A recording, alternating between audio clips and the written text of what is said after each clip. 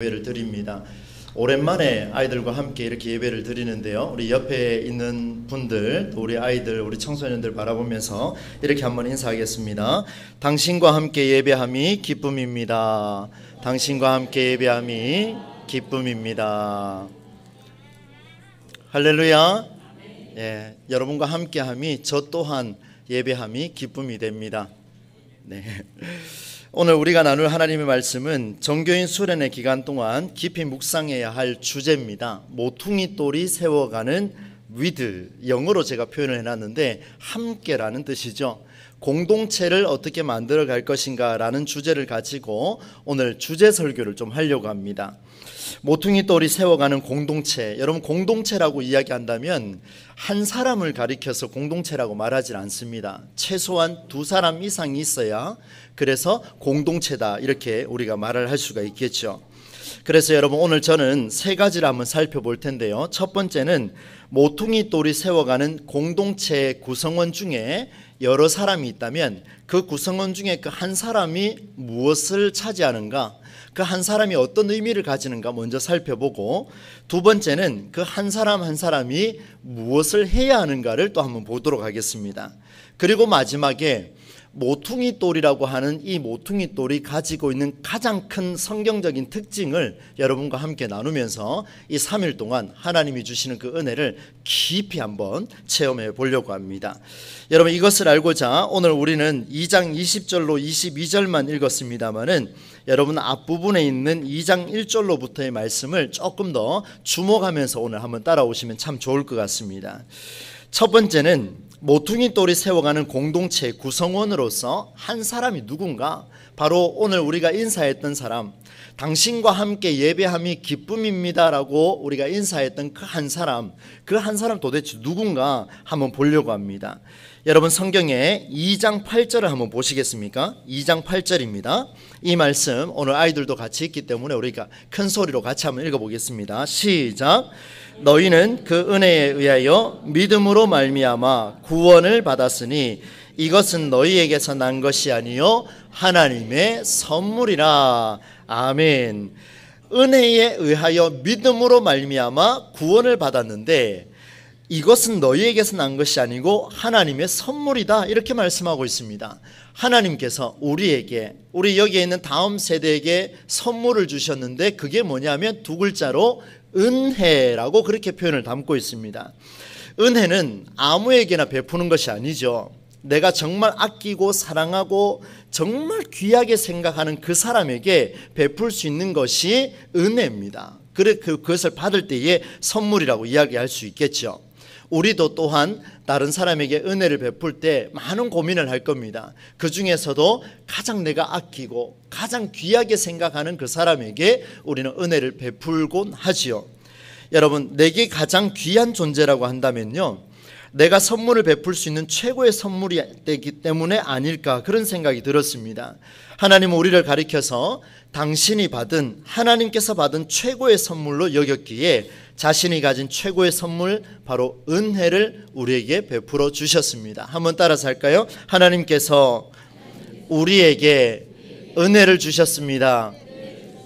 이 말은 무슨 말입니까? 내게 은혜를 주셨다라는 것은 하나님이 나를 가장 귀하게 생각한다라는 그런 말씀입니다. 여러분 선물을 주는 의미가 무엇일까 한번 고민을 해봤습니다. 단순히 내게 없는 것을 받기 때문에 아빠, 엄마 내 생일 선물로 이런 거 사줘, 내가 가진 게 없기 때문에 선물을 받는 그런 차원일까라고 생각을 했습니다마는 그것도 맞겠죠. 그런데 오늘 우리가 조금 더 생각해 봐야 될 것은 그것보다 조금 더 깊이 들어가야 됩니다. 왜냐하면 선물을 받는 순간 나의 미래가 열려지는 순간이기 때문에 선물이다 이렇게 표현할 수 있습니다. 조금 더 구체적으로 말씀을 드리면 우리는 은혜를 경험함으로 우리의 미래가 열림을 확신할 수 있습니다. 믿으십니까? 하나님께서 내게 은혜를 부어주셔야만 내가 보지 못한 것을 볼 수 있고 내가 듣지 못한 것을 들을 수가 있고 내가 마음에 담지 못했던 것을 마음에 담을 수가 있습니다. 그게 바로 은혜지요. 그런데 놀랍게도요, 하나님은 저와 여러분, 여기 있는 우리 아이들에 이르기까지 한 사람 한 사람을 선물로 여기기 때문에 하나님 나라의 미래가 열리는 것 또한 하나님은 우리를 통하여 그 미래를 열어가신다, 이런 말씀을 주고 계십니다. 하나님께서 오늘 우리에게 이렇게 말씀하십니다. 너는 내게 최고의 선물이야. 아멘이십니까? 하나님께서 말씀하십니다. 너는 내게 최고의 선물이다. 네가 어떤 모양이든 상관없다. 네가 지금 어떤 상황에 있든 상관없다. 너는 내게 최고의 선물이다. 이렇게 말씀하고 있습니다. 우리 주위 분들과 이렇게 한번 축복했으면 좋겠습니다. 당신은 주님께 최고의 선물입니다. 당신은 주님께 최고의 선물입니다. 여러분, 우리는 주님 앞에서 최고의 선물인 줄로 믿습니다. 여러분, 성경은 선포합니다. 하나님이 만드신 작업 중에 가장 귀한 일이 뭐냐 하면요, 창세기 1장과 2장에 등장합니다. 모든 피조물을 만든 창조 작업이에요. 첫날부터 여섯째 날까지 하나님이 세상을 창조하시는데, 첫날부터 6일째까지 창조하시면서 그것을 빚으시고 난 뒤에 하나님 말씀하십니다. 내가 참 기쁘다, 내가 참 기쁘다, 이렇게 말씀하셨어요. 내가 좋았다, 이렇게 말씀하셨는데, 여섯째 날까지 다 만드시고 난 뒤에는 보시기에 좋았다, 여기서 끝나는 게 아니고요, 보시기에 중간에 두 글자가 더 들어갑니다. 뭐라고 들어갑니까? 심히 좋았다, 이렇게 표현 담고 있습니다. 얼마나 감사한 일입니까? 하나님의 감탄사가 여기서 등장하고 있어요. 얼마나 감동이 되고 얼마나 힘이 되셨는지 감격에 찬 주님께서 우리에게 이런 선물을 주셨습니다. 창세기 1장 28절 말씀입니다. 혹시 스크린에 나오면 같이 한번 읽어보도록 하겠습니다. 시작. 하나님이 그들에게 복을 주시며 하나님이 그들에게 이르시되 생육하고 번성하여 땅에 충만하라. 땅을 정복하라. 바다의 물고기와 하늘의 새와 땅에 움직이는 모든 생물을 다스리라 하시니라. 아멘. 하나님 우리를 너무 귀하게 생각하시고 우리를 창조하시고 난데 심히 좋으셔서 감격에 차셔서, 그래, 내가 만든 이 모든 것들을 너희들이 다스려라. 이 모든 것들을 너희들이 정복해라. 이 모든 것들을 너희가 충만할 만큼 누리라, 이런 선물을 주셨습니다. 이 말씀이 다른 곳에 있는 것이 아니라 오늘 에베소서에도 나와요. 여러분 2장 10절 말씀 한번 보시겠습니까? 앞 구절만 딱 보실 텐데 뭐라고 되어 있냐면, 우리는 그가 만드신 바라. 한번 따라서 합시다. 우리는 그가 만드신 바라. 네, 맞습니다. 우리는, 저와 여러분은, 여기 있는 우리 모두는 하나님이 만든 존재인 줄로 믿습니다. 그가 만드신 바라. 다른 분이 만든 게 아니에요. 다른 사람이 만든 것도 아니에요. 다른 어떤 형체가 우리를 이끌어주는 게 아니에요. 하나님 말씀하십니다. 내가 너를 만들었다, 이렇게 말씀을 하고 있습니다. 만드신 이유를 보니까, 창조하신 이유를 보니까 10절 말씀에 계속해서 한번 읽어볼 텐데, 여러분 성경을 한번 보면서 한번 읽어봅시다. 10절을 같이 읽겠습니다. 시작. 우리는 그가 만드신 바라 그리스도 예수 안에서 선한 일을 위하여 지으심을 받은 자니. 여기까지요. 여러분, 우리를 만드셨는데 그 하나님께서 우리에게 말씀하십니다. 만드신 이유가 있어요. 그 이유가 뭐냐면, 그리스도 예수 안에서 무슨 일을 하기 위해서 만드셨다고 합니까? 선한 일을 만드셨다라고 그렇게 말씀을 하고 있습니다.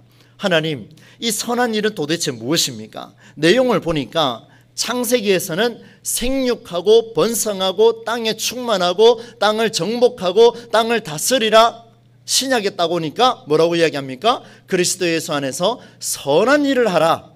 모든 것을 누리라. 그런데 선한 일을 하라. 이 두 가지가 동일하다는 것을 보여줍니다. 그렇다면 오늘 우리가 이 선한 일의 의미를 한번 찾아보려고 합니다. 두 번째입니다.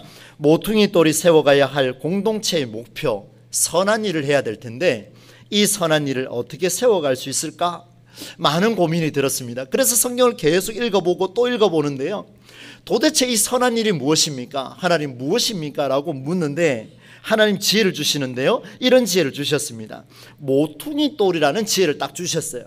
여러분, 정교인 수련을 준비하면서 이런 주제 저런 주제, 제가 고민했던 주제들을 많이 열거를 했습니다. 그런데 그걸 가지고 심도 있게 연구하고 깊이 있게 말씀을 묵상하는데요, 어느 날 갑자기 새벽기도 마치고 기도하는 중에 이 말씀을 딱 주셔버렸어요. 앞에 만들어 놓은 건요 다 그냥 도루묵 떼버렸습니다. 다 버렸어요. 그냥 성경을 버린 게 아니고요, 그 내용을 버렸습니다. 그리고 20절로 22절 말씀 보는데 모퉁이 돌이라는 단어를 하나님이 기억하게 하셨습니다. 굉장히 저한테는 되게 충격적으로 다가왔는데, 하나님 그러면 이 모퉁이 돌은 도대체 이 모퉁이 돌이 저와 무슨 상관이 있습니까? 라고 물었더니만, 모퉁이 돌이 상징적으로 대표하는 것은 예수 그리스도를 의미합니다. 성경에 나오는 모퉁이 돌은 다 예수님을 접목시키고 있습니다. 모퉁이 돌 많이 들어보셨죠? 주춧돌이라고 부르기도 하고 기초석이라고 부르기도 합니다. 건물을 지을 때 보면요, 가장 중심에 흔들리지 아니하도록 제일 첫 번째 놓는 돌을 가리켜서 모퉁이 돌이다 이렇게 이야기를 하죠. 기둥 밑에 받치는 돌을 가리키는데, 예수님께서 이 모퉁이 돌이 되셨다라는 것은, 예수님께서 모퉁이 돌이 되어 주셔서 우리와 만나시는 이유는 교회 공동체를 세워가기 위하는데 그 목적이 있습니다. 예수가 있는 이유, 모퉁이 돌이 있는 이유는 오늘 동부제일교회 공동체를 세우기 위하는데 목적이 있는 줄로 믿습니다. 보셨죠, 그죠? 선한 일이 무엇입니까?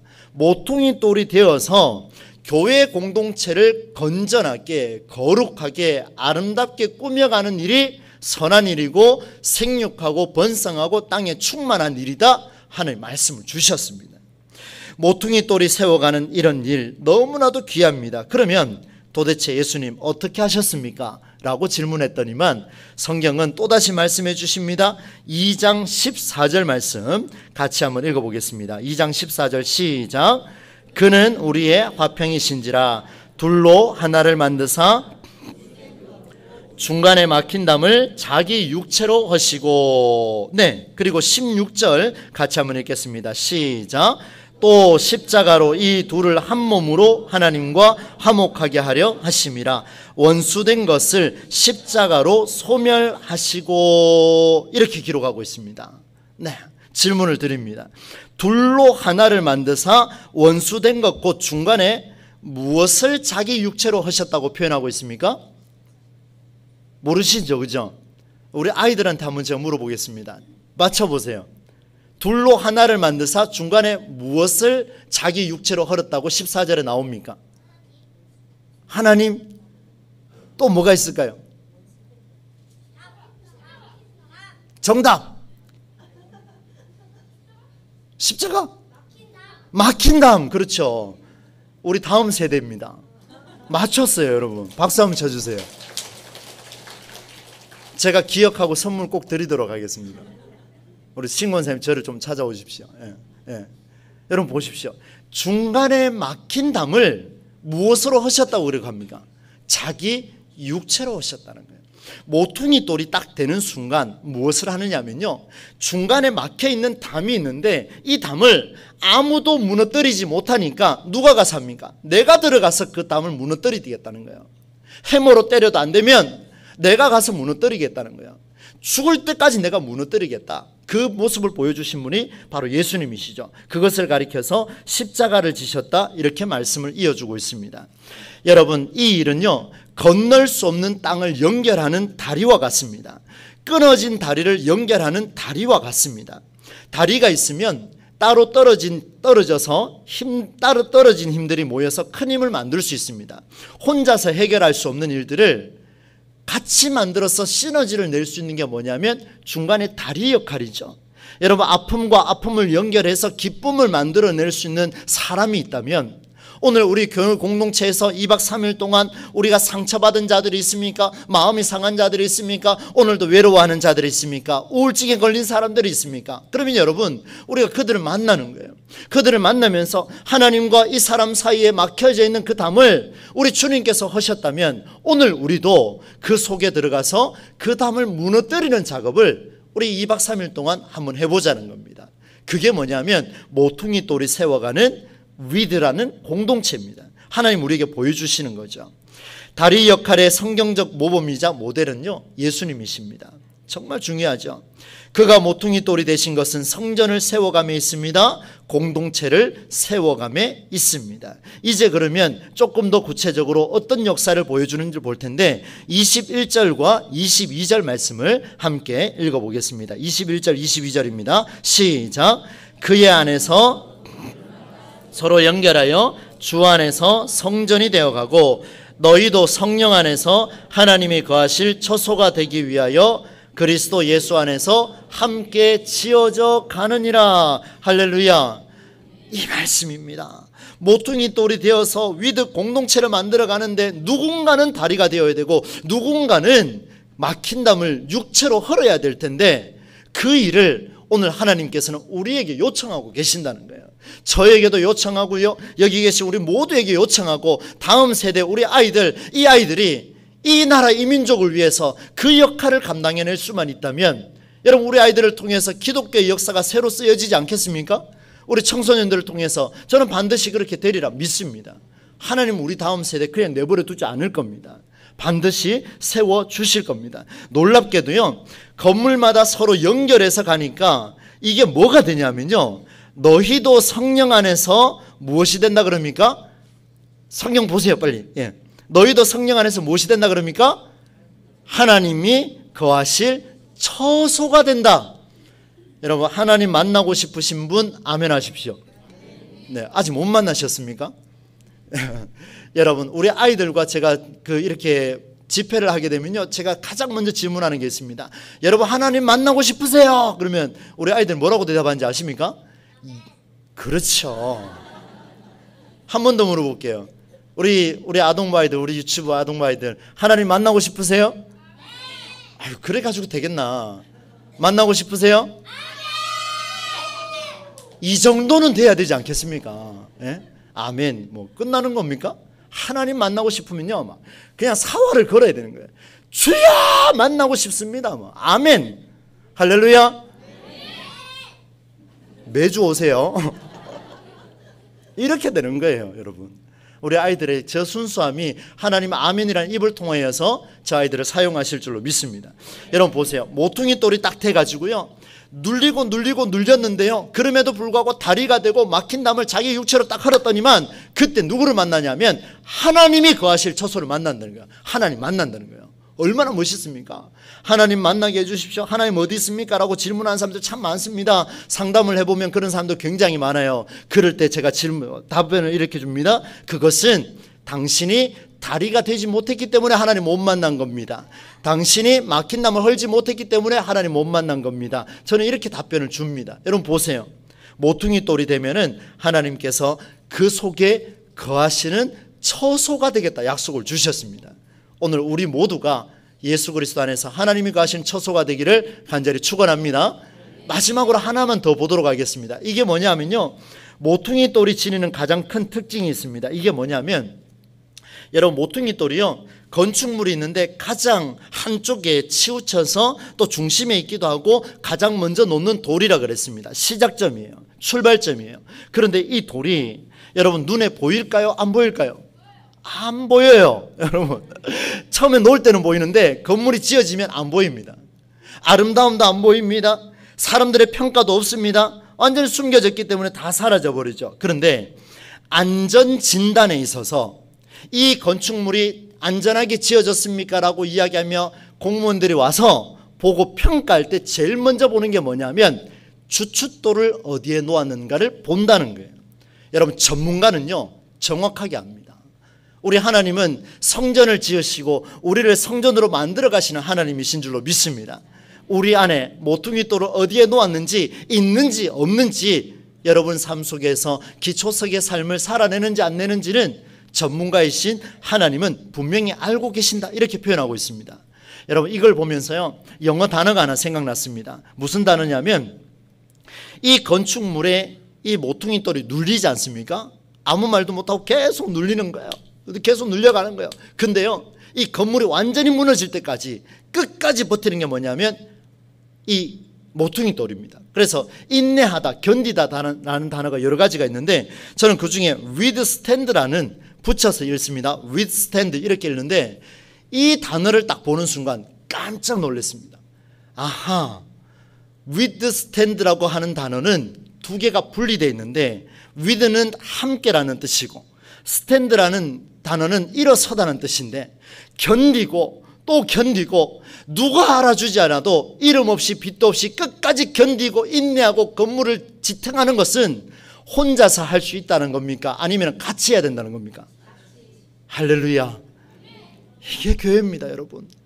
우리 교회 공동체가 저 혼자 밑바닥에 깔아놓고 여러분 올라가지 마시고 같이 주춧돌이 돼가지고 모퉁이 돌이 돼가지고 같이 일어서는 그런 인내가 우리에게 있어야 되겠습니다. 여러분, withstand라는 단어가 성경에 보면요 어디 쓰이냐면, 제가 한번 읽어드릴게요. 하나님이 화내지 않으려고 힘쓸 때 썼던 단어가 바로 이 단어입니다. 자기 형상으로 만든 인간을 향해서 끝까지 참고 견디며 버틸 때 사용했던 단어가 뭐냐면 바로 이 단어입니다. 무슨 말입니까?